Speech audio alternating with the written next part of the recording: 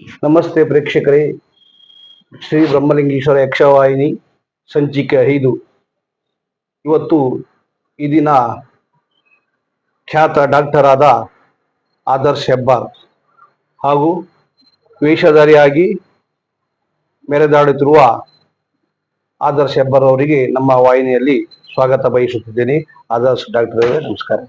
ನಮಸ್ಕಾರ ಸರ್, ನಾವು ಪ್ರಶ್ನೆ ಕೇಳೋದಂತ ಹೇಳಿದ್ರೆ, ನೀವು ಯಕ್ಷಗಾನ ರಂಗಕ್ಕೆ ಮಾಡ್ತೀವಿ, ವೇಷ ಮಾಡ್ತಾ ಇದ್ದೀರಿ ಹಾಗೂ ಅತಿಥಿಯಾಗಿ ನಿಮ್ಮ ಸಂಘ ಸಂಸ್ಥೆಯಲ್ಲಿ ಯಕ್ಷಗಾನ ವೇಷ ಮಾಡಿದ್ದೀರಿ, ಹೌದು.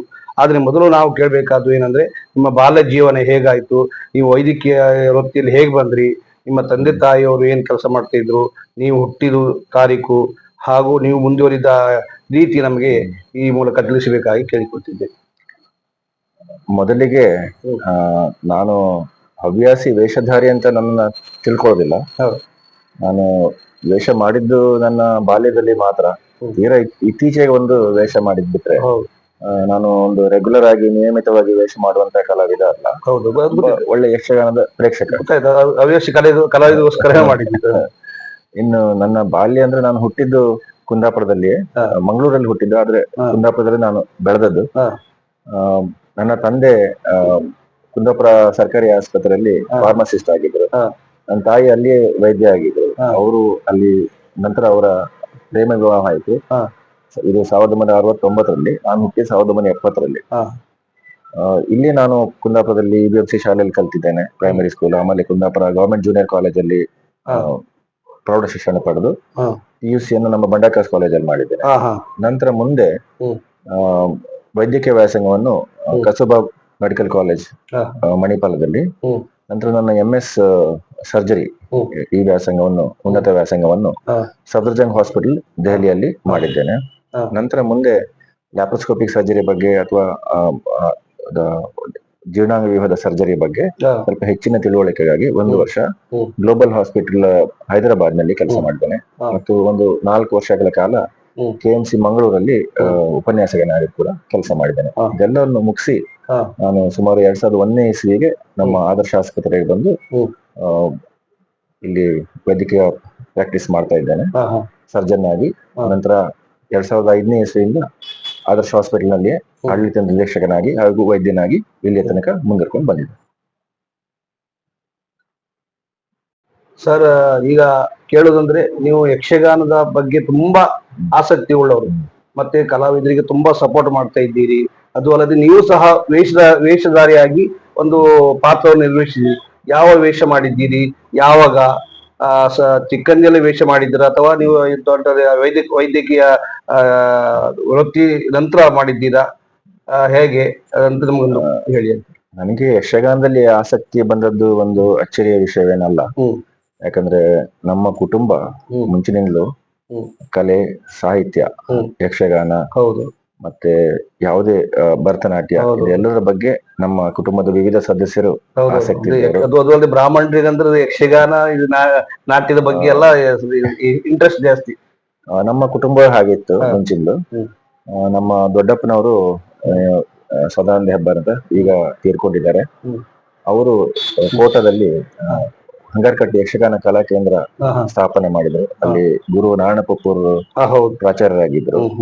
ಅವರಿಗೆ ತುಂಬಾ ಯಕ್ಷಗಾನದಲ್ಲಿ ಆಸಕ್ತಿ, ಯಕ್ಷಗಾನದ ಬಗ್ಗೆ ತುಂಬಾ ಕೆಲಸ ಮಾಡಿದ್ದಾರೆ. ನನ್ನ ತಂದೆಯವರಿಗೂ, ನನ್ನ ಚಿಕ್ಕಪ್ಪನಿಗೂ, ಎಲ್ರಿಗೂ ಯಕ್ಷಗಾನದ ಬಗ್ಗೆ ತುಂಬಾ ಆಸಕ್ತಿ ಇತ್ತು. ಮತ್ತೆ ನನ್ನ ದೊಡ್ಡಪ್ಪನ ಮಗ, ಈಗಿನ ಹಂಗಾರಕಟ್ಟಿ ಕೇಂದ್ರವನ್ನು ನಡೆಸುತ್ತಿರುವ ರಾಜಶೇಖರ್ ಹೆಬ್ಬಾರು, ಅವರು ಅವಾಗ ನಮ್ಮ ಮನೆಯಲ್ಲೇ ಇದ್ರು. ಅವರಿಗೂ ತುಂಬಾ ಯಕ್ಷಗಾನದಲ್ಲಿ ಆಸಕ್ತಿ ಇತ್ತು. ಇವೆಲ್ಲರಿಂದ ಪ್ರಭಾವಿತನಾಗಿ ನಾನು ಸ್ವಾಭಾವಿಕವಾಗಿ ಯಕ್ಷಗಾನದಲ್ಲಿ ನನ್ನ ಮನಸ್ಸು ಆಯಿತು. ಯಾವ ವೇಷ ಮಾಡಿದ್ರಿ? ವೇಷ ಮಾಡಿದ್ದು ಸುಮಾರು 1980ನೇ ಇಸ್ವಿ, ನಾನು 10 ವರ್ಷ ಇದ್ದಾಗಿರ್ಬೋದು.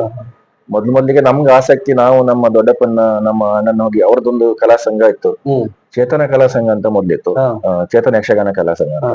ಅದ್ರ ನಂತರ ಒಂದು ಚೈತನ್ಯ ಯಕ್ಷಗಾನ ಕಲಾ ಸಂಘ ಅಂತ ಮಾಡಿದ್ರು. ಅದರಲ್ಲಿ ಅವರೆಲ್ಲ ದೊಡ್ಡವರು ಪ್ರಾಯದಲ್ಲಿ, ಸುಮಾರು 18-25 ವರ್ಷದವರು. ನಾನು 10 ವರ್ಷ. ನಮ್ಮ ದೊಡ್ಡಪ್ಪನವ್ರ ನಿರ್ದೇಶನದಲ್ಲಿ ಅವರು ಯಕ್ಷಗಾನ ಮಾಡ್ತಾ ಇದ್ರು. ನಮ್ಗೆ ನನ್ನ ತಮ್ಮನಿಗೆ ಅವಿನಾಶ್ ಹೆಬ್ಬಾರ್ ಇಬ್ಬರಿಗೂ ವೇಷ ಮಾಡೋದ್ರಲ್ಲಿ ತುಂಬಾ ಆಸಕ್ತಿ. ಅವ್ರು ನಾವು ಪೀಡಿಸ್ತಿತ್ತು, ನಮ್ಗೆ ಏನಾದ್ರು ವೇಷ ಕೊಡಿ ಅಂತ. ಇದು ಹೀಗೆ ಪ್ರಾರಂಭ ಆದದ್ದು. ಅದು ಅಲ್ಲದೆ ಮೊನ್ನೆ ಒಂದು ನಾನು ನೋಡಿದೆ, ನಿಮ್ಮ ಸಾಲ್ವ ವೇಷ ಮಾಡಿ, ಅದು ಇತ್ತೀಚೆಗೆ ತುಂಬಾ ಚೆನ್ನಾಗಿ ಮಾಡಿದ್ದೀರಿ, ಬಾರಿ ಸಂತೋಷ ಆಯ್ತು ಮೊದಲು ನಾನು ನೋಡಿ. ಕಿರಾತರ ಪಡೆಯಲೆಲ್ಲ ವೇಷ ಮಾಡ್ತಿತ್ತು, ಆಮೇಲೆ ಬಾಲಗೋಪಾಲ, ಹ್ಮ್. ಆಮೇಲೆ ಪುಂಡು ವೇಷ, ಈಗ ನಿಮ್ಮ ರತ್ನಾವತಿ ಕರಣ, ಚಿತ್ರಧ್ವಜ, ಹಾ. ಇಷ್ಟರವರೆಗೆ ಹೋಗಿದ್ದೇನೆ. ಹಾ, ಹೌದು. 1985ರಲ್ಲಿ ನಾನು ಹ್ಮ್. ವೇಷ ಮಾಡಿ ನಿಲ್ಸಿದ್ದೆ. ಹಾ. 84 ಅದು 84ರಲ್ಲಿ. ಇತ್ತೀಚೆಗೆ ಒಂದು ವೇಷ ನೋಡಿ ಇತ್ತೀಚೆಗೆ ಅಂದ್ರೆ ಇವರು ನಮ್ಮ ಯಶಸ್ವಿ ಕಲಾವೃಂದ ಅಂತ ಒಂದಿದೆ, ಹೌದು. ಅಲ್ಲಿ ಒಬ್ರು ಆ, ವೈದ್ಯರು, ನಮ್ಮ ಅವ್ರ ಹೆಸರು ವೆಂಕಟೇಶ್ ವೈದ್ಯರು, ಹ್ಮ್. ಅವರು ಅವರ ಕಲಾವೃಂದಕ್ಕೆ 25 ವರ್ಷ ಆದಾಗ ಒಂದು ಹ್ಮ್. ಎಲ್ಲ ಹವ್ಯಾಸಿಗಳಂತಲ್ಲ, ಹಾ. ಯಾವತ್ತು ವೇಷ ಮಾಡದೇ ಇದ್ದವರು, ಹ್ಮ್. ಕಲಾ ಪೋಷಕರನ್ನವರು ಹ್ಮ್. ಒಂದು ವೇಷ ಮಾಡ್ಬೇಕು, ಅವ್ರದ್ದೆಲ್ಲ ಒಂದು ಅವ್ರನ್ನೆಲ್ಲ ಕೂಡಿ ಒಂದು ಯಕ್ಷಗಾನದ ಹ್ಮ್. ತುಣುಕುಗಳ ಪ್ರದರ್ಶನ ಮಾಡ್ಬೇಕು ಅಂತ ಹ್ಮ್. ನಿಶ್ಚಯ ಮಾಡಿದ್ರು. ಹಾ. ಅವ್ರು ಬಂದು ನನಗೆ ತುಂಬಾ ಒತ್ತಾಯ ಮಾಡಿದ್ರು. ನನಗಂತೂ ತುಂಬಾ ಹೆದರಿಕೆ, ಹಿಂಜರಿಕೆ ಎಲ್ಲ ಇತ್ತು. ಅದು ಹಾಳಾಗತ್ತೆ, ಬೇಡ ಮಾರಾರೆ, ಇದು ಎಲ್ಲ ಅಲ್ಲ, ಒಟ್ಟು. ತುಂಬಾ ಚೆನ್ನಾಗಿ ಮೂಡಿ ಬಂದಿದೆ, ನಾನು ನೋಡಿದ್ದೀನಿ ಅದು, ಯಾಕಂದ್ರೆ ನೋಡಿ ನಿಮ್ಗೆ ರಿಪ್ಲೈ ಮಾಡಿದ್ದೀನಿ ಅದು. ಹೌದು, ತುಂಬಾ ಚೆನ್ನಾಗಿದೆ, ಸಾಲ್ವ್ ಮಾಡಿ. ಏನೋ ಈಗ ಉಳಿದವರೆಲ್ಲ ವೇಷ ಮಾಡ್ತಾರೆ, ನಾವು ಅದ್ರ ಬಗ್ಗೆ ಸ್ವಲ್ಪ ತಿಳುವಳಿಕೆ ಇರೋದ್ರಿಂದ, ನಾನು ತುಂಬಾ ಯಕ್ಷಗಾನ ನೋಡೋದ್ರಿಂದ ಹಾ. ಸ್ವಲ್ಪ ಮಟ್ಟಿಗೆ ಒಂದು ಮಾಡ್ಲಿಕ್ಕೆ ಆಯ್ತು. ಹಾ. ಆದ್ರೆ ನಾನು ಕಲಾವಿದ ಅಂತ ನಾನು ಹೇಳ್ಕೊಳ್ಳೋದಿಲ್ಲ, ನಾನೊಬ್ಬ ಒಳ್ಳೆಯ ಕಲಾ ಪ್ರೇಕ್ಷಕನಾಗಿ ಹೌದು. ನನ್ಗೆ ಯಾರು ತುಂಬಾ ಕರೆದ್ರು ಸಪೋರ್ಟ್ ನನಗೆ ಮಾಡ್ತಿದಂತೂ ಕೇಳಿದ್ದೀನಿ ಕಲಾವಿದಿಗಳಿಗೆಲ್ಲ, ಯಾಕಂದ್ರೆ ನಾನೇ ಸಾಕ್ಷಿ, ಜ್ವಲಂತ ಸಾಕ್ಷಿ ಆಗಿದ್ದೀನಿ. ಯಾಕಂದ್ರೆ 10 ವರ್ಷದಿಂದ ನಿಮ್ಮ ಫೀಸ್ ತಗೊಳ್ಳದೆ ನನ್ಗೆ ನಿಮ್ಮ ಆಸ್ಪತ್ರೆಯಲ್ಲಿ ನನ್ಗೆ ಫ್ರೀ ಮಾಡಿ ಕೊಡ್ತಿದ್ದೀರಾ, ಮತ್ತೆ ಎಷ್ಟೋ ಸಹಾಯ ಮಾಡಿದ್ದೀರಾ, ಮನೆ ಕಟ್ಲಿಕ್ಕೂ ಸಹಾಯ ಮಾಡಿದ್ದೀರಾ.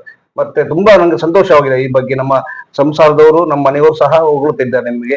ಅಂದ್ರೆ ಹ. ಆ, ನೀವು ಹುಟ್ಟಿದ ನಂತರ ಹ್ಮ್. ನನಗೀಗ 54 ವರ್ಷ ಆಯ್ತು. ಹ್ಮ್. ಇಲ್ಲಿವರೆಗೆ ಹ್ಮ್. ನಾನು ಸಮಾಜಕ್ಕೆ ಕೊಟ್ಟದಕ್ಕಿಂತ ಹ್ಮ್. ಸಮಾಜದಿಂದ ಪಡ್ಕೊಂಡದೇ ಜಾಸ್ತಿ. ಹ. ಹುಟ್ಟಿದ ನಂತರ ತಂದೆ ತಾಯಿಗಳ ಋಣ ಆಯ್ತು. ಹೌದು. ಆಮೇಲೆ ಎಷ್ಟೋ ಜನ ನನ್ಗೆ ಕಲಿಸಿದ್ದಾರೆ, ಗುರುಗಳು. ಹೌದು. ಅವ್ರದ್ದೆಲ್ಲ ಅವ್ರ ಖಾಲಿ ಸಂಬಳಕ್ಕೋಸ್ಕರ ಮಾಡಿದ್ದಲ್ಲ, ಹೌದು. ಏನೋ ಹುಡುಗ ಒಳ್ಳೇದಾಗ್ಲಿ ಅಂತ ಅವರ ಹೌದು. ಒಂದು ಪರ್ಸನಲ್ ಹಿತಾಸಕ್ತಿಯಿಂದ ಎಷ್ಟೋ ಜನ ಹೌದು. ಗುರುಗಳು ನನಗೆ ಸಹಾಯ ಮಾಡಿದ್ದಾರೆ. ಹೌದು. ಅದಲ್ಲದೆ ಮೆಡಿಕಲ್ ಕಾಲೇಜ್ ನಲ್ಲಿ ಎಷ್ಟು ಜನ ರೋಗಿಗಳನ್ನ ನಾವು ಪರೀಕ್ಷೆ ಮಾಡಿ ಅವರಿಂದ ಕಲ್ತಿದ್ದೇವೆ, ಹ್ಮ್. ಅಲ್ವಾ? ಅವರಿಗೆ ನಾವು ಸಹಾಯ ಮಾಡಿರ್ತಾ ಇಲ್ಲ, ಅವರೇ ನಮ್ಗೆ ಸಹಾಯ ಮಾಡಿದ್ರು. ಹ್ಮ್. ಮತ್ತೆ ಆಪರೇಷನ್ ಮಾಡೋಗ್ಲಿ ಎಷ್ಟೋ ಜನ ನಾವು ಮೊದಲು ಕಲಿಯುವಾಗ ಯಾರ್ದು ಮಾರ್ಗದರ್ಶನದಲ್ಲಿ ಕಲ್ತಿದ್ದೇವೆ, ಹೌದು. ಯಾವುದೋ ರೋಗಿಗಳ ಮೇಲೆ ಹ್ಮ್. ನಾವು ಮಾಡ್ಲಿಕ್ಕೆ ಕಲ್ತಿದ್ದೇವೆ. ಹೌದು. ಆಮೇಲೆ ಹೀಗೆ ನಾವು ಸಮಾಜದಿಂದ ಎಷ್ಟೋ ವಿಷಯಗಳನ್ನ, ಎಷ್ಟೋ ಸಹಾಯವನ್ನು ಪಡ್ಕೊಳ್ತಾ ಬೆಳೆದಿದ್ದೇವೆ. ಹೌದು. ನಾವು ಕೊಡೋದೆಷ್ಟು, ನಾವು ಹೌದು. ಒಂದು 100 ಪಡ್ಕೊಂಡ್ರೆ ನಾವು ಒಂದು 1% ವಾಪಸ್ ಕೊಡ್ಲಿಕ್ಕೆ ಆಗುದಿಲ್ಲ. ಹೌದು. ಅಥವಾ ನಾವು ಯಾರೇನ್ ಸಹಾಯ ಪಡ್ಕೊಂಡಿದ್ದೇವೆ ಹ್ಮ್. ಅವರಿಗೆ ಎಷ್ಟೋ ಸತಿ ಅವ್ರು ಪುನಃ ಸಹಾಯ ಮಾಡುವಂತ ಅವಕಾಶ ಸಿಕ್ಕುದಿಲ್ಲ. ಹೌದು. ಒಂದೇ ಅವ್ರು ತೀರ್ಕೊಂಡಿರ್ತಾರೆ, ಅಥವಾ ಅವ್ರಿಗೆ ನಮ್ಮ ಸಹಾಯದ ಅವಶ್ಯಕತೆ ಇರುವುದಿಲ್ಲ, ಅಥವಾ ನಮ್ಗೆ ಅವ್ರಿಗೆ ಸಂಪರ್ಕ ಕಟ್ತಾ ಆಗುತ್ತೆ. ಹೌದು. ಹೌದು. ಸೊ ಏನ್ ಹೇಳ್ತಾರೆ ಅಂದ್ರೆ, ಈಗ ದೀಪದಿಂದ ದೀಪ ಬೆಳೆಸಬೇಕು. ಹೌದು. ಯಾರೋ ನಮ್ಮ ದೀಪವನ್ನು ನಮ್ಗೆ ನಮ್ಮ ದೀಪ ಹಚ್ಚಿಕೊಟ್ಟಿದ್ದಾರೆ, ನಾವು ನಮ್ಮ ದೀಪ ತಗೊಂಡೋಗಿ ಬೇರೆಯವ್ರ ಮನೆ ದೀಪ ಹಚ್ಚಬೇಕು. ಹೌದು. ಈ ಕೆಲಸ ಮಾಡುದು ಅದು ದೊಡ್ಡ ವಿಷಯನಲ್ಲ. ಹೌದು. ನಿಮ್ಗೆ ಯಾಕಂದ್ರೆ ದೊಡ್ಡ ವಿಷಯ ಅಲ್ಲ, ಅಲ್ಲ, ನಮ್ಗೆ ಈ ಯಾರಿಗೂ ದೊಡ್ಡ ವಿಷಯ ಅಲ್ಲ. ಹೌದು. ಯಾಕಂದ್ರೆ ಅದೊಂದು ನಾವು ಪಡ್ಕೊಂಡ್ರೆ ಜಾಸ್ತಿ. ನನ್ಗೀಗ ಅನ್ಸುತ್ತೆ, ಈಗ ನನ್ನ 54 ವರ್ಷದ ಬದುಕಿನಲ್ಲಿ ಹ್ಮ್. ನಾನು ಪಡ್ಕೊಂಡಿರೋದು ಜಾಸ್ತಿ, ಕೊಟ್ಟಿರೋದು ತುಂಬಾ ಕಡಿಮೆ ಅನ್ಸುತ್ತೆ. ನಾವು ಹ್ಮ್. ಯಾವತ್ತೂ ನಾವು ಸಾಯೋವರೆಗೂ ಈ ಸಮಾಜದ ಋಣವನ್ನು ತೀರ್ಸಿ ಸಾಯ್ಲಿಕ್ಕೆ ಅಂತ ಆಗುದು. ಹೌದು. ಅದು ತುಂಬಾ ಸಂತೋಷ. ಹಾಗೆ. ಮತ್ತೆ ನೀವು ಮದುವೆ ಆದ ಸಮಯ, ನಿಮ್ಮ ಮದುವೆ ಮದುವೆ ಆದದ್ದು, ನನ್ನ ಹೆಂಡತಿ ಆಕ್ಚುಲಿ ಮಕ್ಕಳು? ಉತ್ತರ ಭಾರತದವರು. ಹಾ. ಅವರಿಗೆ ನಾನು ದೆಹಲಿಯಲ್ಲಿ ವ್ಯಾಸಂಗ ಮಾಡ್ತಾ ಇರೋದು, ಉನ್ನತ ವ್ಯಾಸಂಗ ಹಾಗಾದ್ರೆ ಇಲ್ಲಿ ಮಾಡ್ತಾ ನಮ್ಮ ಇರುವಾಗ. ಇಲ್ಲಿಯವರಲ್ಲ? ಕರ್ನಾಟಕದವರಲ್ಲ, ಓಹೋ. ಉತ್ತರ ಭಾರತದವರು. ಅವರು ಅವರ ಮನೆ ಫೈಜಾಬಾದ್ ಅಂತ ಅಯೋಧ್ಯೆ ಇದೆಯಲ್ಲ, ಓಹೋ. ಅಲ್ಲಿಯವರು ಮೂಲತಃ. ಹಾ. ಆಮೇಲೆ ಅವರ ಮನೆ ಲಕ್ನೋದಲ್ಲಿತ್ತು, ಹ್ಮ್. ಉತ್ತರ ಪ್ರದೇಶದ್ದು. ಹ್ಮ್. ಅವರು ದೆಹಲಿಯಲ್ಲಿ ಇದು ಸ್ತ್ರೀರೋಗ ತಜ್ಞ ಆಗುವ ವ್ಯಾಸಂಗ ಮಾಡ್ತಾ ಇದ್ರು. ಹಾ. ನಾನು ಅಲ್ಲಿ ಸರ್ಜರಿ ವ್ಯಾಸಂಗ ಮಾಡ್ತಾ ಇದ್ದೆ, ಜನರಲ್ ಸರ್ಜರಿ. ಹ್ಮ್. ಆ ಸಮಯದಲ್ಲಿ ನಮ್ಗೆ ಪರಿಚಯವಾಗಿ ಅಲ್ಲಿ ಆಮೇಲೆ ನಮ್ದು ಮದುವೆ ಆಯ್ತು. ಹೌದು. ಅವರು ಈಗ ಇಲ್ಲಿ 2001ರಿಂದ ಇಲ್ಲಿ ನನ್ನೊಟ್ಟಿಗೆ ಹಾ. ನಮ್ಮ ಆಸ್ಪತ್ರೆಯಲ್ಲಿ ಒಟ್ಟಿಗೆ ನಾವು ಪ್ರಾಕ್ಟೀಸ್ ಮಾಡ್ತಾ ಇದ್ದೇವೆ. ಹಾ. ಇಬ್ರು ಮಕ್ಕಳಿದ್ದಾರೆ. ಹಾ, ದೊಡ್ಡವಳು ಮಕ್ಕಳು. ಹುಡುಗಿ ಅನಘ ಅಂತ, ಹಾ. ಅವಳು ಈಗ ಸೈಕ್ಯಾಟ್ರಿ ಅಂದ್ರೆ ಮಾನಸಿಕ ರೋಗ ತಜ್ಞ ಆಗ್ಲಿಕ್ಕೆ ವ್ಯಾಸಂಗ ಮಾಡ್ತಾ ಇದ್ದಾಳೆ. ಹ್ಮ್. ನನ್ನ ಮಗ ಈಗ MBBS ಮಾಡಿ ಇಂಟರ್ನ್ಶಿಪ್ ಮಾಡಿ ಈಗ ಮುಂದೆ ಉನ್ನತ ವ್ಯಾಸಂಗಕ್ಕಾಗಿ ತಯಾರಿ ಮಾಡ್ಕೊಳ್ತಾ ಇದ್ದಾನೆ. ಸರ್, ಇವಾಗ ಹೆಚ್ಚಿನಾಗಿ ಕಾಲಮಿತಿ ಯಕ್ಷಗಾನ ನಡೆಯುತ್ತಿದೆ. ಹರಕೆ ಆಟ ಈಗ ಕಟೀಲ್ ಮಠದಲ್ಲಿ, ಮುಂದತ್ತಿ ಮಠದಲ್ಲಿ, ಧರ್ಮಸ್ಥಳ ಮಠದಲ್ಲಿ, ಹೆಚ್ಚಿನ ಮಠದಲ್ಲಿ ಕಾಲಮಿತಿ ಆಗ್ತಿದೆ. ಆದ್ರೆ ಇದು ಕಾಲಮಿತಿ ಕಲಾವಿದರಿಗೆ ಕಷ್ಟನಾ, ಅಥವಾ ಪ್ರೇಕ್ಷಕರಿಗೆ ಒಳ್ಳೇದಾ, ಅಥವಾ ಆಟ ಆಡಿಸುವ ಮನೆಯವರಿಗೆ ಒಳ್ಳೇದಾ? ನಿಮ್ಮ ಅಭಿಪ್ರಾಯ ಹೇಗೆ ಇದರಲ್ಲಿ? ಇದು ಉತ್ತರಿಸಲಿಕ್ಕೆ ತುಂಬಾ ಕಷ್ಟವಾದ ಪ್ರಶ್ನೆ. ಯಾಕಂದ್ರೆ ಹರಕೆದಾರರು ತುಂಬಾ ಹಣ ಕೊಡ್ತಾರೆ ವೀಳ್ಯ. ಅವ್ರಿಗೆ ಪೂರ್ತಿ ಆಟ ಮಾಡಿದ್ರೆ ಮನುಷ್ಯ ಸಮಾಧಾನ ಆಗ್ತೋ ಇಲ್ವೋ ಅದು ನಮ್ಗೆ ಗೊತ್ತಿಲ್ಲ. ಆದ್ರೂ ಅವ್ರು ಸೇವೆ ಮಾಡ್ತಾರೆ. ಅಲ್ಲ, ಈಗ ಕಲಾವಿದರಿಗೆ ಕಷ್ಟವ ಅನ್ನೋದು ನೀವು ಕಲಾವಿದ್ರೆ ಹೇಳ್ಬೇಕು. ನಾನು ಕಲಾವಿದ ಅಲ್ಲ, ನನಗೆ ಗೊತ್ತಿಲ್ಲ. ಇಡೀ ರಾತ್ರಿ ಶ್ರಮ ಪಡೋದು ಇಷ್ಟವಾ ಅಥವಾ 12 ಗಂಟೆ ಮುಗಿಸಿ ಮನೆಗೆ ಹೋಗೋದು ಅದು ಸಹ ಕಷ್ಟವೇ. ಎರಡು ರೀತಿಯಲ್ಲಿ ಒಬ್ಬೊಬ್ಬರ ಮನಸ್ಥಿತಿಯ ಮೇಲೆ ಹೊಂದ್ಕೊಂಡಿರ್ತದೆ. ಕಲಾವಿದರಿಗೆ ಕಷ್ಟವಾ ಅಥವಾ ಇಷ್ಟವಾ ಅನ್ನೋದು ಅವ್ರ ಮನಸ್ಥಿತಿ ಮೇಲೆ ಹೊಂದ್ಕೊಂಡಿರ್ತದೆ, ಅವರ ಅನುಕೂಲದ ಮೇಲೆ ಹೊಂದ್ಕೊಂಡಿರ್ತದೆ. ಇನ್ನು ಯಾರಿಗೋ ಒಬ್ಬರು ಕಾರ್ ಇದ್ದವರಿಗೆ ರಾತ್ರಿ ಹೋಗಿ ಮನೆಗೆ ಮಲಗೋದೆ ಒಳ್ಳೇದ್ ಅನ್ಸ್ಬೋದು. ಇನ್ನು ಯಾರು ಅಂತ ಅನುಕೂಲ ಇಲ್ದಿದ್ದವರಿಗೆ ಬೈಕಲ್ಲಿ 12 ಗಂಟೆಗೆ 1 ಗಂಟೆಗೆ ರಾತ್ರಿ ಹೋಗೋರಿಗೆ ಸ್ವಲ್ಪ ಅಪಾಯವೇ. ಏನಾದ್ರು ಆಕ್ಸಿಡೆಂಟ್ ಆದ್ರೆ ಅಪಾಯವೇ, ಅವರಿಗೆ ಅದು ಒಳ್ಳೇದಲ್ಲ ಆಗ್ಬೋದು. ಅಥವಾ ಮೇಳೆ ಚೌಕಿಯಲ್ಲಿ ಮಲಗೋರಿಗೆ ಸ್ವಲ್ಪ ಕಷ್ಟ ಅನ್ಸ್ಬೋದು, ಬೆಳಿಗ್ಗೆ ಬೇಗ ಎದ್ದು ಮತ್ತೆ ಕ್ಯಾಂಪಿಗೆ ಹೋಗುವಂತದ್ದು. ಸೊ ಅದು ಅವರವರ ಮನಸ್ಥಿತಿಯನ್ನು ಹೊಂದ್ಕೊಂಡಿರ್ತದೆ. ಇನ್ನು ಪ್ರೇಕ್ಷಕರ ನೆಲೆಯಲ್ಲಿ ಹೇಳೋದಾದ್ರೆ, ನನಗೆ ವೈಯಕ್ತಿಕವಾಗಿ ನನಗೆ ಇಡೀ ರಾತ್ರಿ ಯಕ್ಷಗಾನ ಇಷ್ಟ. ದುರದೃಷ್ಟವಶಾತ್ ನನಗೆ ಇಡೀ ರಾತ್ರಿ ಯಕ್ಷಗಾನ ನೋಡ್ಲಿಕ್ಕೆ ಆಗುದಿಲ್ಲ. ನಾನು ಯಾವ್ದೋ ಒಂದು ಗಡಿ ಇಟ್ಸ್ಕೊಂಡಿದ್ದೀನಿ. ನನಗೆ ಯಾವ್ದೋ ಯಕ್ಷಗಾನಕ್ಕೆ ಹೋದ್ರೆ 3 ಗಂಟೆಗೆ ಎದ್ದು ವಾಪಸ್ ಮನೆಗೆ ಬಂದು ಮಲಗ್ತೇನೆ. ಯಾಕಂದ್ರೆ ಮರುದಿನ ಬೆಳಿಗ್ಗೆ ಆಸ್ಪತ್ರೆಗೆ ಹೋಗ್ಲೇಬೇಕಾದ ಅನಿವಾರ್ಯತೆ ಇದೆ. ನಿದ್ರೆ ಮಾಡದೆ ಆಸ್ಪತ್ರೆಗೆ ಹೋದ್ರೆ ಏನಾದ್ರು ಸ್ವಲ್ಪ ಹೆಚ್ಚು ಕಡಿಮೆ ಆಗ್ಬೋದು, ರೋಗಿಗಳನ್ನು ಪರೀಕ್ಷಿಸುವಲ್ಲಿ ಹೆಚ್ಚು ಕಡಿಮೆ ಆಗ್ಬೋದು, ಈ ಒಂದು ಆತಂಕ ಇದ್ದೇ ಇರ್ತದೆ. ಹಾಗಾಗಿ ಒಂದು 5-6 ಗಂಟೆ ಆದ್ರೂ ಒಂದು ನಿದ್ರೆ ಮಾಡ್ಕೊಂಡು ಮತ್ತೆ ಆಸ್ಪತ್ರೆಗೆ ಹೋಗುದು ಸ್ವಲ್ಪ ಸುರಕ್ಷಿತ ಅಂತ ನನ್ಗೆ ಅನ್ಸಿದೆ. 3 ಗಂಟೆಗೆ ಎದ್ಕೊಂಡು ನಾನು ಹೋಗ್ತೇನೆ. ವೈಯಕ್ತಿಕವಾಗಿ ನನಗೆ ಈಗ ನೋಡಿ, ನಿಮ್ಗೆ ಕೆಲವು ರಾಗಗಳು, ಸಾವೇರಿ, ಮೋಹನ ಇಂಥ ರಾಗಗಳು, ಅಥವಾ ನೀವು ಇವನು ಕುರ್ರ ಇದನ್ನೆಲ್ಲ ಕಾಣುವಂತ ಸನ್ನಿವೇಶ, ಕಲಿಕಿರೀಟಿಯ ಕೇಳು ಅನ್ನುವಂಥದ್ದು ಪದ್ಯ, ಆ ಸನ್ನಿವೇಶ, ಆ ಪ್ರಸಂಗದ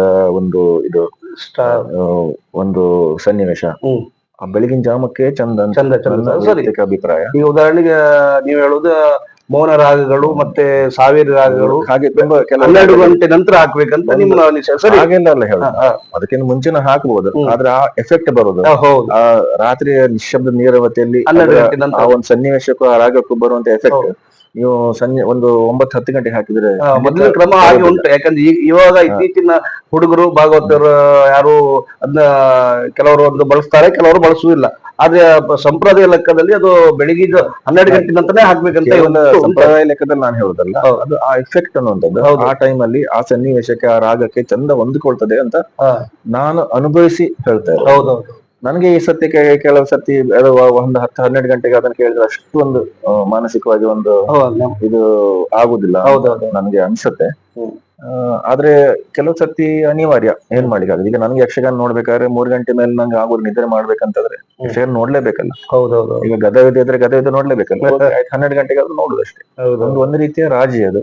ಇದ್ರ ಬಗ್ಗೆ ಇದಮಿಥ್ಯಂ ಅಂತ ಹೇಳಲಿಕ್ಕೆ ನಾನು ಅರ್ಹ ವ್ಯಕ್ತಿ ಅಲ್ಲ, ಮತ್ತೆ ಅದು ಹೇಳೋದು ಯಾರಿಗಾದ್ರೂ ಕಷ್ಟ.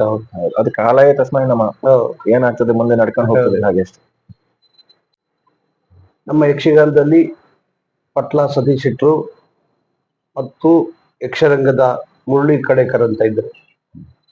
ಎರಡು ಒಂದು ಸಂಸ್ಥೆ ಉಂಟು. ಆ ಸಂಸ್ಥೆಯಲ್ಲಿ ಕಲಾವಿದರಿಗೆ ತುಂಬಾ ಸಪೋರ್ಟ್ ಮಾಡ್ತಿದ್ದಾರೆ. ತುಂಬಾ ಸಪೋರ್ಟ್ ಮಾಡಿ ಮನೆ ಕಟ್ಟಿಕೊಡ್ತಿದ್ದಾರೆ ಮನೆಯವರಿಗೆ. ಮತ್ತೆ ಅವರಿಗೆ ಕಷ್ಟ ಬಂದಾಗ ಅವರಿಗೆ ಸಹಾಯ ಮಾಡೋದು ಮಾಡ್ತಾ ಇದ್ದಾರೆ. ನಿಮ್ಗೆ ಹೇಗೆ ಅವ್ರ ಬಗ್ಗೆ ಅಭಿಪ್ರಾಯ? ಪಟ್ಲ ಸತೀಶ್ ಶೆಟ್ರು ಮತ್ತು ಮುರಳಿ ಕಡೇಕರ್, ಅವರ ಅಧ್ಯಕ್ಷರು, ಕಾರ್ಯದರ್ಶಿ ಎಲ್ಲ ಇರ್ಬೋದು. ಪಟ್ಲ ಸತೀಶ್ ಶೆಟ್ರು ನಂಗೆ ವೈಯಕ್ತಿಕವಾಗಿ ಪರಿಚಯ ಇಲ್ಲ, ಆದ್ರೆ ಅವ್ರು ಮಾಡುವ ತುಂಬಾ ಕೆಲಸಗಳು ನನಗೆ ತುಂಬಾ ಪ್ರಿಯವಾಗ್ತದೆ, ಇಷ್ಟ ಆಗ್ತದೆ. ಯಕ್ಷಗಾನಕ್ಕೆ ಅವರು ತುಂಬಾ ಕೊಡುಗೆ ಕೊಡ್ತಿದ್ದಾರೆ. ಅದು ಕಲಾವಿದರ ಯೋಗಕ್ಷೇಮದ ಬಗ್ಗೆ ತುಂಬಾ ಅವರಿಗೆ ಕಾಳಜಿ ಕಳಕಳಿ ಇದೆ. ಅವರಿಗೆ ನಿಜವಾಗಿ ನಮ್ಮ ಯಕ್ಷಗಾನ ಕಲಾವಿದರು ಕೃತಜ್ಞರಾಗಿರ್ಬೇಕು. ಮುರಳಿ ಕಡೇಕರ್ ನನ್ಗೆ ಪರಿಚಯ ಇದೆ. ಅವರು ಒಂದು ರೀತಿಯಲ್ಲಿ ನಿಮ್ ಬಗ್ಗೆ ಹೇಳ್ತಿದ್ರು, ಯಕ್ಷಗಾನ ಕಲಾ ಕೇಂದ್ರನ ಒಂದ್ ರೀತಿಯಲ್ಲಿ ವಿವಾಹ ಆಗಿದ್ದಾರೆ. ಅದೇ ಅವ್ರ ಹೆಂಡತಿ. ತುಂಬಾ ಡೆಡಿಕೇಟೆಡ್ ಅವರು, ಮತ್ತೆ ತುಂಬಾ ಅದ್ರ ಬಗ್ಗೆ ಓಡಾಟ ಮಾಡ್ತಾರೆ. ತುಂಬಾ ಪ್ರಾಮಾಣಿಕವಾದ ಕಾಳಜಿಯಿಂದ ಅವರಷ್ಟು ಕೆಲಸ ಮಾಡ್ತಾ ಇದ್ದಾರೆ. ಅವ್ರ ಬಗ್ಗೆ ತುಂಬಾ ನನಗೆ ಗೌರವ ಇದೆ. ಇದಲ್ಲದೆ ನಮ್ಮ ಐರೋಡಿ ಯಕ್ಷಗಾನ ಕಲಾ ಕೇಂದ್ರದಲ್ಲಿ ರಾಜಶೇಖರ ಅಬ್ಬರ್ನ ಅಣ್ಣ, ಅವರು ಕೂಡ ಯಕ್ಷಗಾನದ ಬಗ್ಗೆ ಕಲಾವಿದರ ಬಗ್ಗೆ ತುಂಬಾ ಕಾಳಜಿಯಿಂದ ಕೆಲಸ ಮಾಡ್ತಿದ್ದಾರೆ. ಹಾಗಾಗಿ ಕೆಲವು ಸಂಸ್ಥೆಗಳು, ಕೆಲವು ವ್ಯಕ್ತಿಗಳು ಯಕ್ಷಗಾನಕ್ಕೆ ತುಂಬಾ ಅಮೂಲ್ಯ ಈ ಸಮಯದಲ್ಲಿ ಅಂತ ನನ್ನ ಅಭಿಪ್ರಾಯ.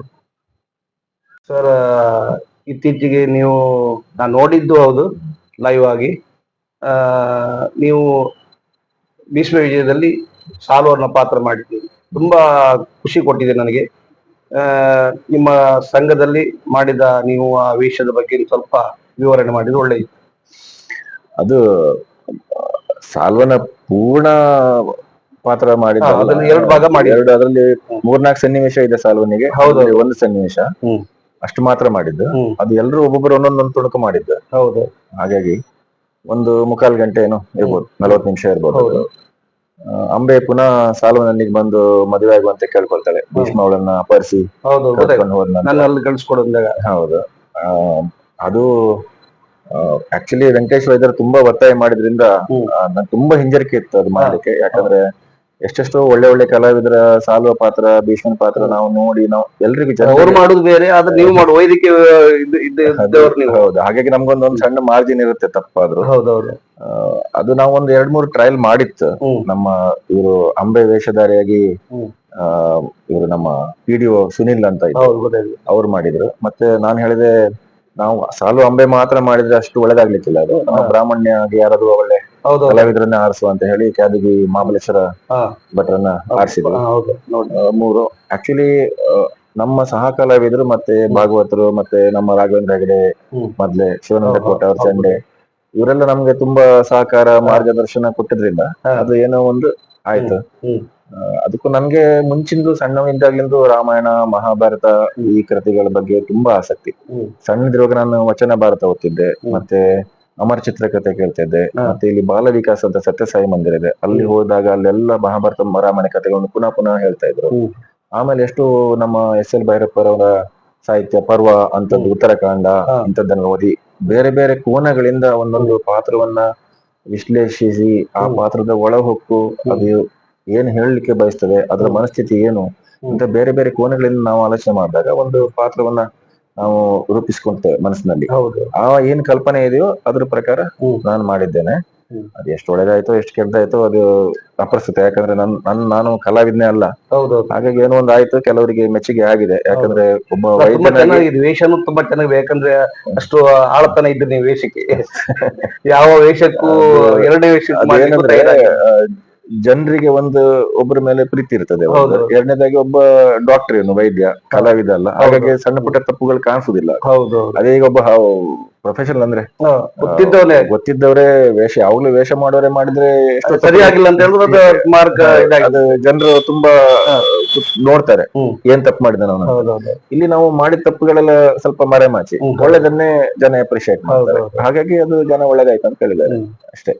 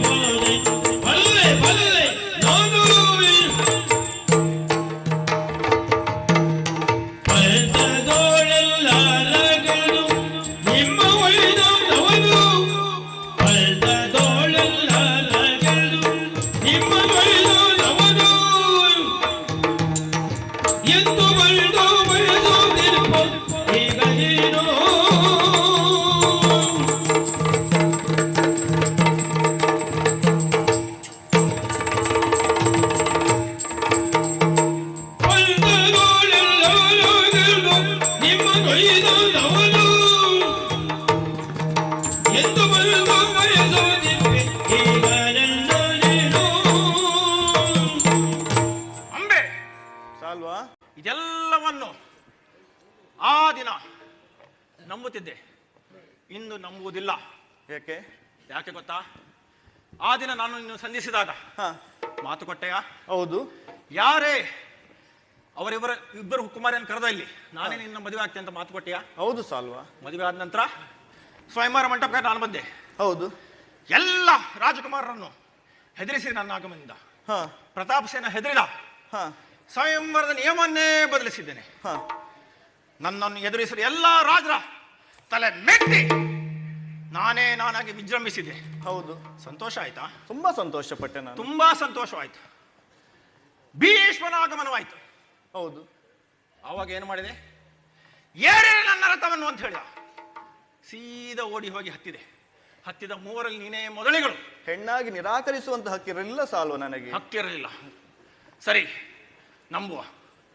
ಆಗ ಅವನನ್ನು ಎದುರಿಸಿದವರು ಯಾರು? ನೀನೇ ಅಲ್ಲವೇ? ನಾನು. ಭೀಷ್ಮ ಏನು ಸಣ್ಣವನ?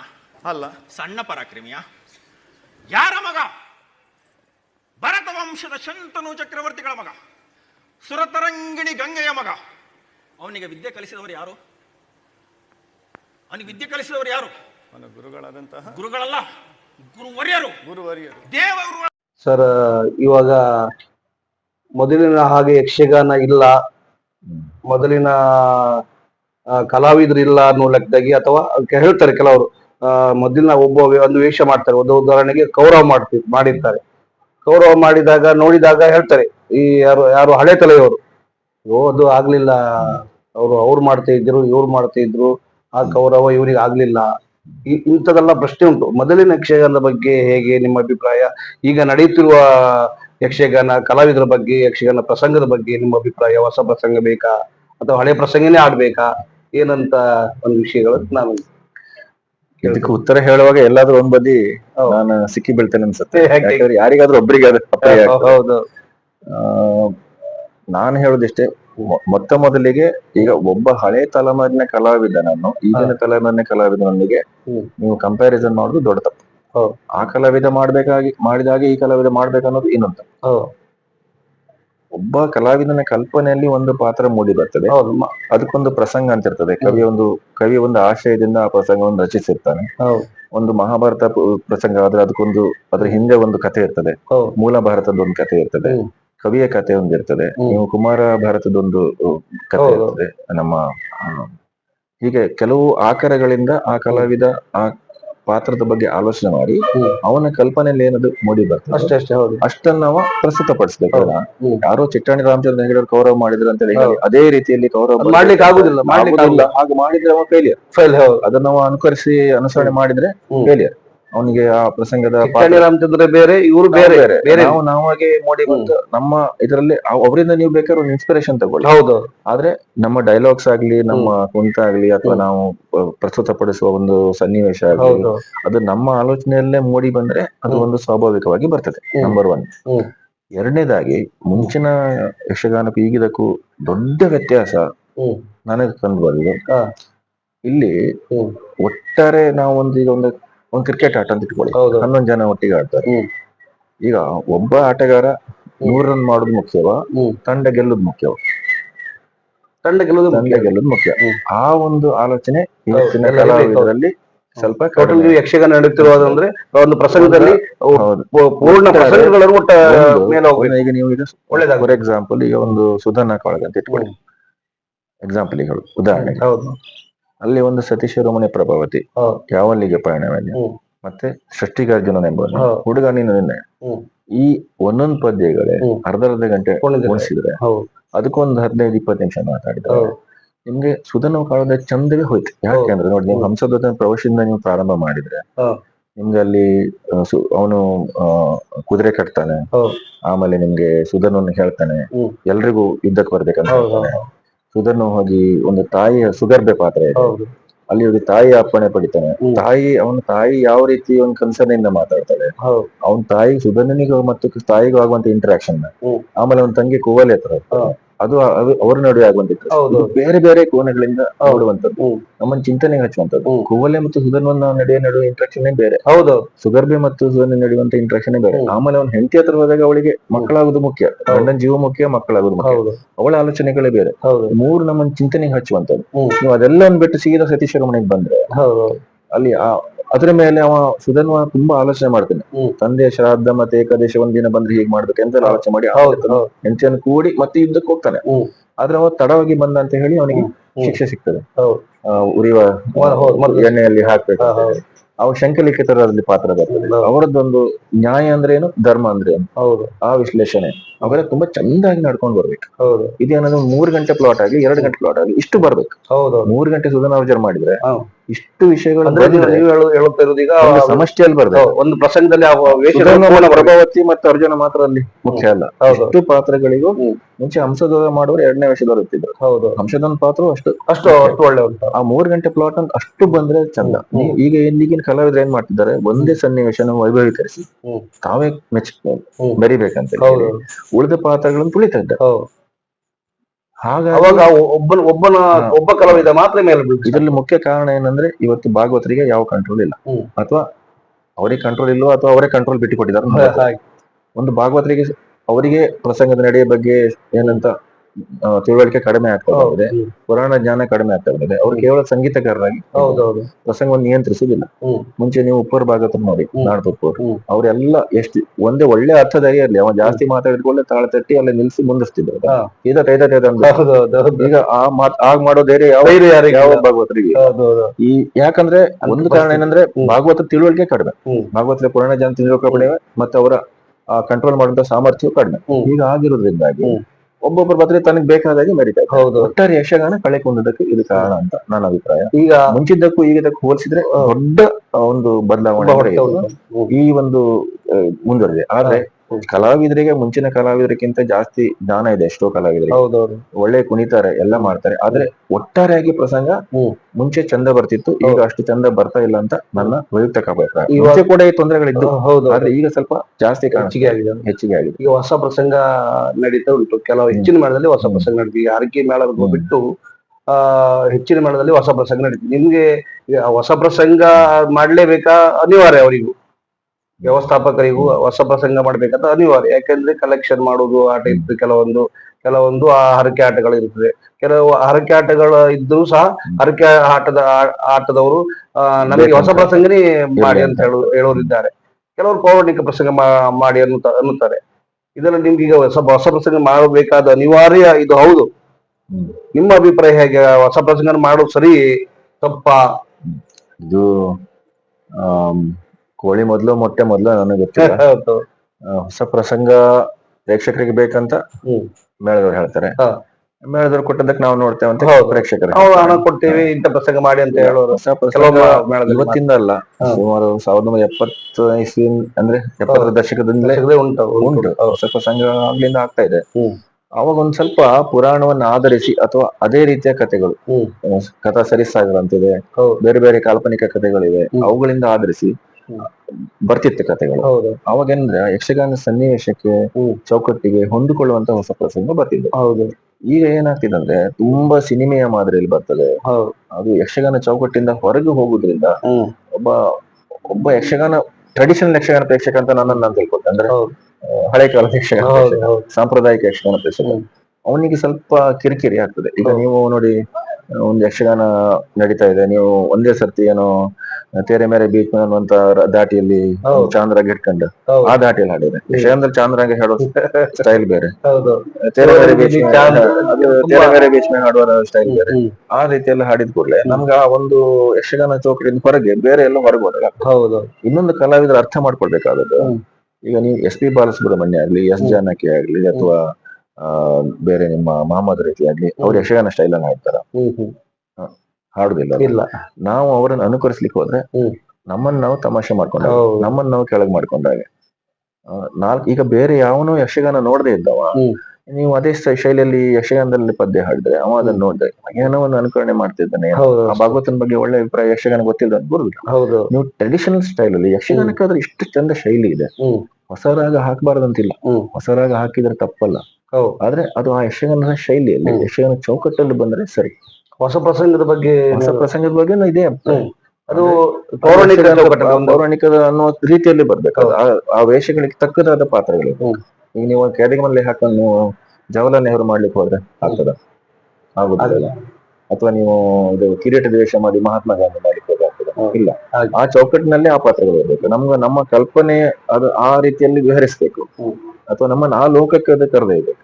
ನಮ್ಮನ್ನ ಈ ವಾಸ್ತವಿಕತೆಯಿಂದ ಅದು ಆ ಕಾಲ್ಪನಿಕ ಲೋಕಕ್ಕೆ ಕರೆದೇ ಇರ್ಬೇಕು. ಅಂತದ್ದೊಂದು ಪಾತ್ರಗಳು ಬಂದ್ರೆ ಒಳ್ಳೇದು. ಅದು ಬಿಟ್ಟು ನೀವು ಎಲ್ಲ ಈ ದಿನದಲ್ಲಿ ನಾವು ನೋಡುವಂತ ಪಾತ್ರಗಳ ಯಕ್ಷಗಾನದಲ್ಲಿ ಬಂದ ವ್ಯತ್ಯಾಸಗಳು ನಮ್ಗೆ ಅಷ್ಟು ಅದು ನನ್ನಂತವರಿಗೆ ಹಿಡಿಸುದಿಲ್ಲ. ಈಗ ಅದು ನನ್ನ ವೈಯಕ್ತಿಕ ಅಭಿಪ್ರಾಯ. ಮತ್ತೆ ಯಾರಿಗೂ ಹೊಸ ಪ್ರಕಾರ ಯಾವ್ದೋ ಕಾರಣಕ್ಕೆ ಇಷ್ಟ ಆಯ್ತು ಅಂದ್ರೆ ಕೆಲವು ಮೇಳದಲ್ಲಿ ಈ ಬೇಕಾಗ್ತದೆ ಹೊಸ ಪ್ರಸಂಗ. ಕೆಲವು ಮೇಳದಲ್ಲಿ, ಈಗ ಉದಾಹರಣೆಗೆ ಹರಕೆ ಮೇಳದವ್ರು ಬಿಟ್ಟು ಬೇರೆ ಇನ್ನಿತರ ಮೇಳದಲ್ಲಿ ಕೆಲವು ಪ್ರಸಂಗ ಹೊಸ ಪ್ರಸಂಗ. ನಾನು ಇತ್ತೀಚೆಗೆ ನೋಡ್ತಾ ಇರೋ ಹೊಸ ಪ್ರಸಂಗದಲ್ಲಿ ಈ ಒಂದು ಸಮಸ್ಯೆ ಇದೆ. ಮುಂಚೆನೂ ನಾನು ನೋಡಿದ್ದೇನೆ ಹೊಸ ಪ್ರಸಂಗ, ತುಂಬಾ ಹೊಸ ಪ್ರಸಂಗಗಳಾಗ್ತದೆ. ಅವಾಗ ಕಂದವ್ರು ರಘುರಾಮ್ ಶೆಟ್ಟರು ಬರೀತಿದ್ರು ತುಂಬಾ ಹೊಸ ಪ್ರಸಂಗ. ಮುಂಚೆ ಗುಂಡು ಸೀತಾರಾಮರು ಬರೀತಿದ್ರು, ಅವ್ರದ್ದು ಸ್ವಲ್ಪ ಪೌರಾಣಿಕ ಆಧರಿಸಿ ಬರೀತಿದ್ರು. ಮತ್ತೆ ನಾನು ನೋಡಿದ್ದೇನೆ ಈಗ ಅಂಬಾತನಿ ಮುದ್ರಾಡಿ ಅವರು ಬರೀತಿದ್ರು. ಒಂದು ರಾಣಿ ಬ್ರಹ್ಮರವೇಣಿ ಬ್ರಹ್ಮದೇಶ್ವರ ಮೇಳದಲ್ಲಿ ಆಗ್ತಿತ್ತು. ವಿಧಿಲೀಲೆ ಅಂತ ಒಂದು ಆಗ್ತಿತ್ತು. ಇಂಥದ್ದು ಸುಮಾರು ಪ್ರಸಂಗಗಳು ನಮ್ಗೆ ಈಗ ಸಡನ್ ಹೇಳಿಕ್ ನೆನಪು ಬರುದಿಲ್ಲ. ಅದು ಯಕ್ಷಗಾನ ಚೌಕಟ್ಟಲ್ಲಿ ಇರ್ತಿತ್ತು. ಅದ್ರಲ್ಲೇನು ಈ ರೀತಿ ಹೊಸ ರೀತಿ ಯಕ್ಷಗಾನ ಇದೆ, ಸಿನಿಮಾ ಪದ್ಯದ ತರ ಅಥವಾ ಏನೋ ಬೇರೆ ಬೇರೆ ವಿಚಿತ್ರ ಸನ್ನಿವೇಶಗಳನ್ನು ಸೃಷ್ಟಿಸಿ ಹೋಗುದು. ಬೆಳಗಿಂದ ರಾತ್ರಿಯಿಂದ ಬೆಳಗಿನ ಹಸಿಗರ್ರೆ ತುಂಬ್ಕೊಂಡ್ ಬಿಡುದು, ಆ ತರ ಇರ್ತಿರ್ಲಿಲ್ಲ. ಒಂದು ಯಕ್ಷಗಾನ ನೋಡಿದ ಅನುಭವ ಆಗ್ತಿತ್ತು. ಅದಕ್ಕೂ ಇದಕ್ಕೂ ಡಿಫರೆನ್ಸ್ ಇದೆ. ಹೊಸ ಪ್ರಸಂಗ ಬೇಡ ಅಂತಲ್ಲ, ಯಕ್ಷಗಾನ ಚೌಕಟ್ಟಲ್ಲಿ ಇರ್ಲಿ ಅಂತ ನನ್ನ ವೈಯಕ್ತಿಕ ಅಭಿಪ್ರಾಯ. ಈಗ ನಾವು ಈ ವರ್ಷದಲ್ಲಿ ನಾವು ಬ್ರಹ್ಮಲಿಂಗೇಶ್ವರ ಯಕ್ಷವಾಹಿನಿ ಎಂದು ನಾವು ಹವ್ಯಾಸಿ ಕಲಾವಿದರ ಸಂದರ್ಶನ ಮಾಡಿ ಪ್ರಸಾರ ಮಾಡ್ತಿದ್ದೇವೆ. ನಮ್ಮ ಯಕ್ಷವಾಹಿನಿ ನಾನು ಹವ್ಯಾಸಿ ಕಲಾವಿದ ಅಂತ ನೀವು ತಿಳ್ಕೊಂಡಿದ್ದೀರಿ. ಕಲಾವಿದರಾಗಿ ನೀವು ನಾನು ಮಾತಾಡ್ಸಿದ್ದೀನಿ. ಈಗ ಯಕ್ಷವಾಹಿನಿಗೆ ನಿಮ್ಮ 2 ಮಾತು ಈ ಯಕ್ಷವಾಹಿನಿ ಬಗ್ಗೆ. ಬ್ರಹ್ಮಲಿಂಗೇಶ್ವರ ಯಕ್ಷವಾಹಿನಿ ಪ್ರತಿಯೊಬ್ಬರು, ಅದು ನೀವೊಬ್ಬರು ಕಲಾವಿದ, ಹಲವಾರು ವರ್ಷಗಳಿಂದ ಭಾಗವತರಾಗಿ ದುಡಿತಾ ಇದ್ದೀರಿ. ಪ್ರತಿಯೊಬ್ರು ಒಂದು ಕಲೆಯಿಂದ ಪ್ರಯೋಜನ ಪಡ್ಕೊಂಡಿರ್ತಾರೆ. ಅವರದ್ದೇ ಮಿತಿಯಲ್ಲಿ ಕಲೆಗೆ ಏನು ಕೊಡ್ಬೇಕಂತ ಅವ್ರಿಗೆ ಇಷ್ಟ ಇರ್ತದೆ. ಅವ್ರದ್ದೇ ಮಿತಿಯಲ್ಲಿ ಪ್ರತಿಯೊಬ್ಬರಿಗೆ ಅವ್ರವ್ರ ಮಿತಿ ಇರ್ತದೆ. ನೀವು ನಿಮ್ಮ ಪ್ರಯತ್ನ ಇದು, ಬೇರೆ ಬೇರೆ ಕಲಾವಿದರನ್ನ, ಕಲಾ ಪೋಷಕರನ್ನ, ಹವ್ಯಾಸಿ ಕಲಾವಿದರನ್ನ ಸಂದರ್ಶನ ಮಾಡಿ ಅವ್ರ ಬಗ್ಗೆ ಜನರಿಗೆ ತಿಳುವಳಿಕೆ ಕೊಡುವಂತದ್ದು. ಯಕ್ಷಗಾನದ ಒಂದು ಒಟ್ಟಾರೆ ಒಂದು ಕ್ಷೇತ್ರವನ್ನು ವಿಸ್ತರಿಸುವ ಕೆಲಸ ಇದು. ಒಳ್ಳೆ ಕೆಲಸ ಮಾಡ್ತಿದ್ದೀರಿ. ದೇವ್ರು ನಿಮ್ಗೆ ಒಳ್ಳೇದ್ ಮಾಡ್ಲಿ, ಅಷ್ಟೇ ಹೇಳ್ತೇನೆ. ನಮಸ್ಕಾರ ಪ್ರೇಕ್ಷಕರೇ. ಇಲ್ಲಿ ತನಕ ಖ್ಯಾತ ಡಾಕ್ಟರ್ ಆದ ಆದರ್ಶ ಹೆಬ್ಬಾರ್ ಅವರು ನಮ್ಮ ಜೊತೆ ಇದ್ದು ನಮ್ಮ ಶ್ರೀ ಬ್ರಹ್ಮಲಿಂಗೇಶ್ವರ ವಾಹಿನಿಯಲ್ಲಿ ಇದ್ದು ನಮ್ಮೊಂದಿಗೆ ಮಾತಾಡಿ ಯಕ್ಷಗಾನದ ಬಗ್ಗೆ ವಿವರಣೆ ಕೊಟ್ಟ ಆದರ್ಶ ಹೆಬ್ಬಾರ್ ಅವರಿಗೆ ವಂದಿಸುತ್ತಾ, ಮುಂದಿನ ಸಂಚಿಕೆಯಲ್ಲಿ ಇನ್ನೋರ್ವ ಕಲಾವಿದರನ್ನು ಕರೆತಂದು ಪ್ರಸಾರ ಮಾಡಲಿದ್ದೇವೆ. ತಾವೆಲ್ಲರೂ ಸಪೋರ್ಟ್, ಸಹಾಯ, ಪ್ರೋತ್ಸಾಹ ಇರಲಿ ಅಂತ ಬೇಡಿಕೊಳ್ಳುತ್ತೇನೆ. ನಮಸ್ಕಾರ.